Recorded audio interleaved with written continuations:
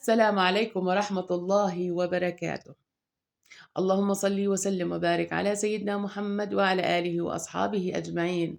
خلينا ببداية الفيديو يا ريت نفوت ندعي لجميع البلاد العربية، ربنا يفرج همهم وييسر أمرهم، يرحم شهدائهم، يشافي جرحاهم. قولوا اللهم آمين يا رب العالمين. وسامحوني سامحوني، رجعت أنا بالليل امبارح صار عندي ظروف خاصة، عشان هيك مسحت مونتاج الفيديو، فما بقولش إلا غير، والله ما بقول إلا غير حسبي الله ونعم الوكيل. هسه فوت إجراي إجراي، صلي على رسول الله عليه أفضل الصلاة والسلام. وكمية البيبسي هاي إلها من زمان عندي وبستعملها للدجاج اللي مشوي بالكناني. عمرك حطيتي دجاجة جواها كمية بيبسي أو مرتبان؟ طبعا مرتبان مربى أو تطلي، أو مرتبان صلصة بس يبقى هيك حجمه يعني متوسط، مش حجمه كثير كبير. عمرك جربتي هاي التجربة؟ إذا ما عمرك جربتيها تعالي أعلمك وتكوي كلبك. وفعلا طريقة كثير سهلة. بتعبي الكزازة أو المرتبان بكمية من المي من الحنفية، وأكيد الخلطة السحرية إحنا مجهزينها بكينا من قبل بليلة. والله وأنا قاعد يعني حاط التلفون على الستاند وبالي كل فكري يعني إنه التلفون قاعد بصور، أتاريه طلع طافي. يلا ما علينا خيرها إن شاء الله، في غيرها راح عملته أكيد أثر من فيديو بخصوص التتبيلة السحرية، التتبيلة الخرافية. طبعا بس راح أحكيكم باختصار. حطينا لبن، حطينا صلصة بندورة، وأنا حطيت 3 أنواع من البهارات. حطيت بهارات المندي، اللهم صل على سيدنا محمد، هيل ناعم أو مطحون، والبابريكا الحارة المدخنة. وشو ما بدك تحطي من عندك بهارات هذا إشي بيرجع إلك. وإشي أكيد بدي أحط كمية من زيت الزيتون بديل الحامض. وحطيت فرشة من الزعتر الناشف. أنا عندي زعتر ناشف يعني نشفته أيام القناة الأولى، والحمد لله رب العالمين بستعمله لجميع أكلاتي تقريبا. فرشنا هيك فرشة صغيرة وحطيناهن بالثلاجة، وثاني يوم حطيناهن بكنينة البيبسي. واستعملنا الغاز الموجود عندي في المطبخ أو الفرن الموجود عندي في المطبخ، هو فرن الغاز. ونفس التتبيلة تبلنا دجاجة ثانية وحطينا كمية من زيت النباتي. وأكيد زي ما شفتوني حطيت قطع الدجاج في الطنجرة عشان بدي أكليهن، عشان ياخذ اللون. بس بينه وبينكم ما تقولوش لحدا، أنا والله طنجرتي بتلزق، خصوصا اللي يعني الدجاج فيها لما بدي أجي أكلي دجاج. بس لعله خير إن شاء الله، ربنا بيعطينا عكد نيتنا، وربنا راح يرزقنا بالأحسن من هيك طناجر بإذن الله تعالى. طبعا جبنا هنا الفليفلة المفرزة، والفليفلة المفرزة يا جماعة الخير أنا مفرزها من تقريبا من أيام العيد الأضحى أو حتى قبل العيد الأضحى، وما شاء الله عليها يعني للأمانة فاخر من الآخر. أي حاجة بتفرزيها والله راح تلاقيها. في ناس عندهم خلص قاعدة بقول لك إحنا ما نحبش التفريزات، علما التفريزات والله كثير مفيدة. مثل الثومة طلعناها كمنا عنها هذا التشيس البلاستيك، وأكيد بدي ما قدرتش إني أفتحها لأنها مجمدة كثير، فجبت الخوصة واستعنت فيها. وأكيد بدي أقطع منها قطع أو أكثر من قطعة عشان أستعملها لطبختنا المندي. طلبات ولادي كثيرة للأمانة، طلبوا مني أكثر من طلب، فأنا اختصرت حالي في الوقت وعملت طلبين في نفس الوقت. شايفين كيف تنجرتي للزكاة؟ عادي عادي يا جماعة الخير، اعتبروها ملا الزكاة، إيش امسحوها في هالوجه حبيبات قلبي.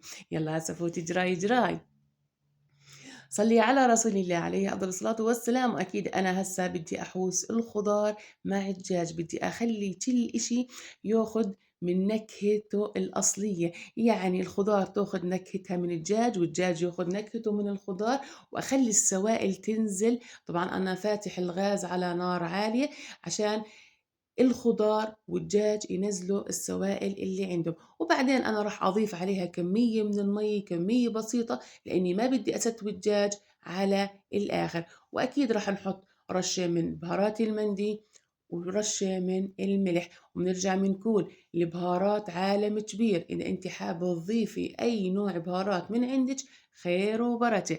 ويالّا هسه اجراي اجراي على المطبخ، اعملي كوباية شاي وكوباية قهوة وتعالي اتفرجي على روتين فلاحة فلسطينية، اللي أنا الحمد لله رب العالمين طول ما أنا راضية عن نفسي وطول ما أنا باحكي كلمة الحق الحمد لله ما باخاف من أي حدا، الحمد لله رب العالمين، بالعكس باعرف إنه من عدوي من صديقي، طول ما أنا ماشية على حق، الحمد لله رب العالمين. طبعًا هاي البهارات المندي إحنا بنجيبها من عطار من وسط البلد، عطار هيك فقير مسكين، طبعًا الشغلة يا جماعة الخير مش بالفُكر أو عفوًا بالمال، فقير يعني هيك عنيات بيحب الخير للناس دُكّانته كثير صغيرة، طبعًا هو اسمه عطّار، بس مش متل العطّارين الكبار، والله في عنده كمية زباين كثير كبيرة وأنا من ضمنهم. نقعنا هنا الرز البسمتي الحبّة طويلة وجينا هنا بدنا نعمل الخضار اللي على الفحم، بدنا نعمل أكلة على الفحم بس من غير فحم، أكيد رح تفهموا علي من خلال الفيديو. حطّي أي نوع خضار عندِك في الثلاجة وحمّريها أو اشويها بالفرن، حطينا هنا كوساية وحطينا بندورة وبصل، طبعًا بارجع باقول أي نوع خضار موجود عندِك.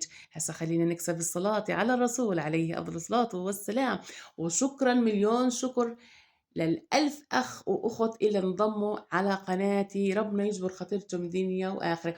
بس يا ريت يا جماعة الخير عندي تعليق كثير صغير للي بتشوف الفيديو يا ريت إنها تنضم لقناتي لأنه في عندي نسبة كبير عالية وعالية عالية كثير نسبة من الناس اللي بتشوف الفيديو بس مش مشتركة، أما الناس المحترمين الناس اللي بنحطوا على الراس والعين اللي نسبتهم قليلة اللي مشتركين معاي وطبعا أسمائهم واضحة عندي في استوديو اليوتيوب. حطينا هنا رشة من الملح وأكيد من نحط لحسة من زيت الزيتون، أنو لحسة غرّكتها زي الزيتون، أنا باحب الخضار مشوية بزيت الزيتون تعطيني طعم نكهة زيت الزيتون. ففضلًا وليس أمرًا إذا أي حدا بفوت على قناتي أو أي حدا حابب يدعم قناتي إنك تشترك وترفع لي مستوى المشاهدة.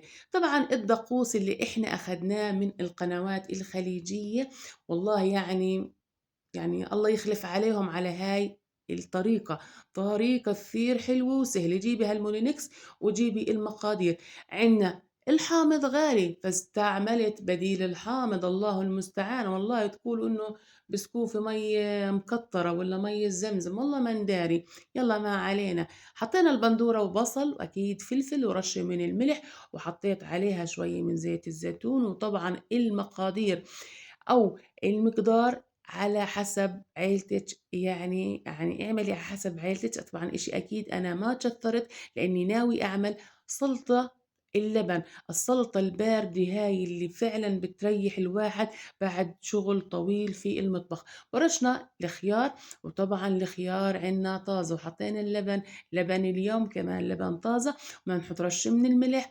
وأنا عندي إضافتين طبعًا إشي باحب دائمًا أحطهن على أكلاتي سبحان الله كل وحدة إلها لمستها الخاصة. في عنا النعنع الناشف وعنا زيت الزيتون. بجوز تستغربي وتقولي لي طب سلطة اللبن بنحطش عليها لا نعنع ولا زيت زيتون، لإني أنا عملتها في قناتي الأولى وفي ناس كثير استغربوا من طريقتي. يا أختي جربيها بكمية صغيرة، إذا أعجبتِك خير وبركة.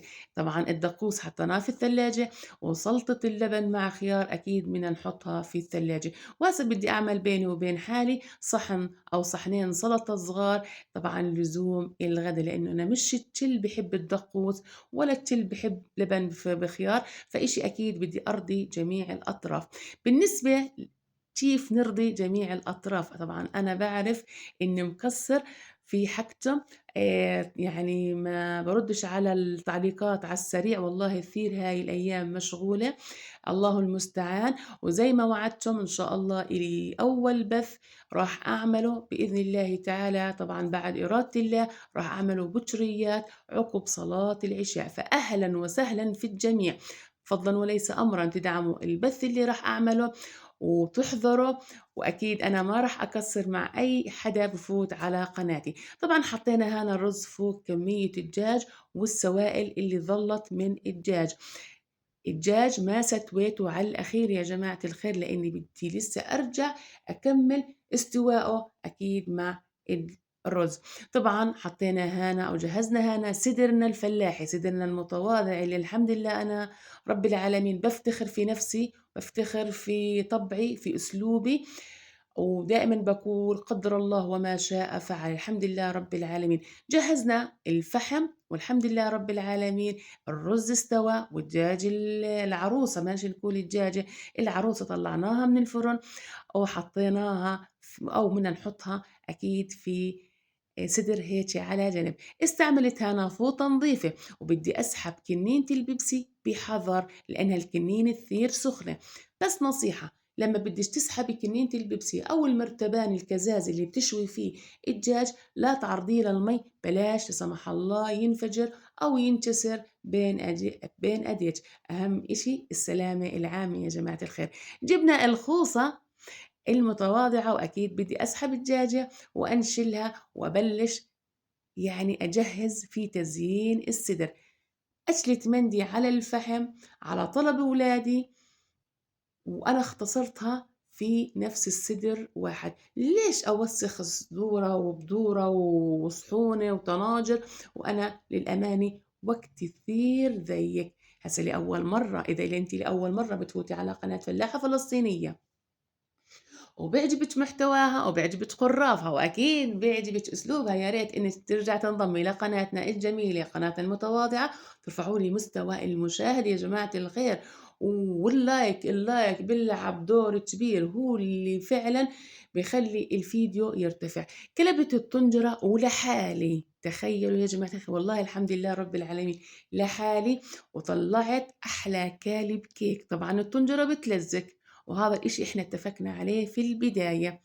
طبعًا أكلة المندي بتقدري تقدميها هيك لحالها، طبعًا الدجاج مع الخضار والرز يعني كفيلة هاي يعني وجبة مشبعة. بس ولادي طالبين كمان الدجاج المشوي على الفحم، حتى ولادي بيقولوا لي متى بدنا ننزّل الكانون، متى بدِّش تشوي، خلص كل فكرهم إني بدي أعمل دجاج على الفحم. أنا المجنونة اللي تطلع في عز النهار والدنيا شوب يعني ودرجة الحرارة مرتفعة تولّع الفحم.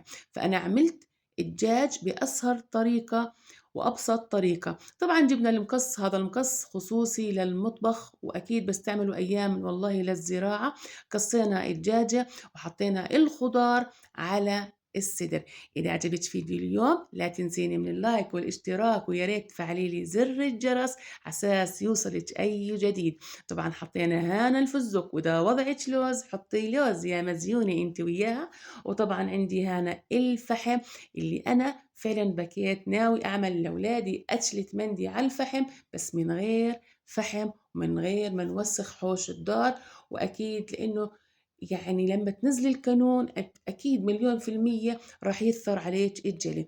طبعًا هنا تمرنا الأكلة بالصلوية وورق القصدير، وإن شاء الله استنوني بأقرب بث راح أعملكم إياه وأحلى بث، وإن شاء الله يعني أنا باتوقع ما حدش راح ينساه في حياته. طبعًا هنا روّحوا الشباب وأكيد بلشوا يعني يتغدوا وألف صحتين وألف عافية. طبعًا الدجاج كثير هامد ومستوي. باحبكم في الله، باحب تعاونكم، وشكرًا للألف أخ وأخت، ووصلوني ل2000 مشترك بأقرب وقت، طبعًا فضلًا وليس أمرًا، ما باحبش أحط شروط. إذا حبيتِ قناتي، حبيتِ أسلوبي، يا ريت ترجعي تشتركي في قناتي. ده كلكم بس، السلام عليكم ورحمة